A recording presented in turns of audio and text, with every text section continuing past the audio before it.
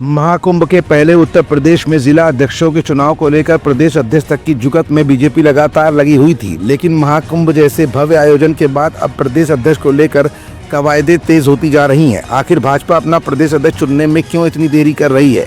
कहीं ऐसा तो नहीं कि बीजेपी अचानक कोई ऐसा यूटर्न लेने वाली है जिससे भाजपा के ही अंदर प्रदेश अध्यक्ष रहे नेताओं की बोलती बंद होने वाली है? कहीं ऐसा तो नहीं कि बीजेपी अब आधी आबादी बात नारी की करने वाली है? प्रदेश अध्यक्ष के ट्रम्प कार्ड के तौर पर बीजेपी किसी पिछड़े या दलित चेहरे को आगे लाने के लिए इतनी देरी तो नहीं कर रही है?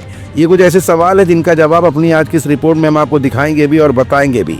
तो उसके पीछे की असल वजह यह है कि बीजेपी इस बार अखिलेश यादव के पीडीए को जवाब देने के लिए पिछड़ा या दलित चेहरे पर दाम लगा सकती है।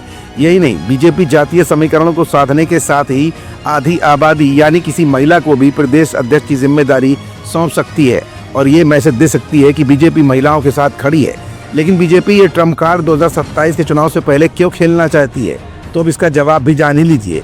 दरअसल अंदर ही अंदर रणनीतियों के तौर पर माना जा रहा है कि बीजेपी अपनी कर्मठ महिला नेताओं में से किसी एक मजबूत महिला को प्रदेश की कमान सौंप सकती है, जिनमें कृष्णा पासवान और रेखा वर्मा से कोई एक प्रदेश अध्यक्ष बनाया जा सकता है। राजनीतिक विश्लेषकों का मानना है कि बीजेपी 2027 के विधानसभा चुनाव को केंद्र में रखकर प्रदेश अध्यक्ष तय करने का मूड बना रही है।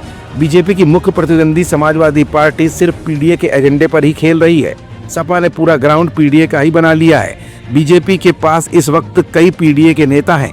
बीजेपी इन्हीं में से किसी एक को प्रदेश अध्यक्ष बना सकती है। बीजेपी इस बार जातीय समीकरणों के साथ ही आधी आबादी को भी साध सकती है। बीजेपी में रेखा वर्मा, कृष्णा पासवान जैसे पिछड़े और दलित समाज से आने वाली महिला नेता हैं।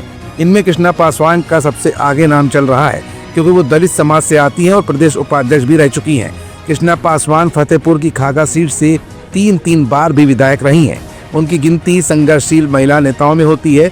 अखिलेश सरकार के समय उनके खिलाफ हुए हर आंदोलन में कृष्णा पासवान ने हिस्सा लिया था। इसके बाद ओबीसी समाज से आने वाली रेखा वर्मा का नाम भी आगे चल रहा है। रेखा वर्मा वर्तमान में बीजेपी की राष्ट्रीय उपाध्यक्ष है और वो धौरहरा सीट से सांसद भी रह चुकी हैं, लेकिन इस बार लोकसभा चुनाव 2024 में वो चुनाव हार गई थी। इसके अलावा केंद्रीय मंत्री रही साध्वी निरंजन ज्योति पर भी बीजेपी दाम लगा सकती है।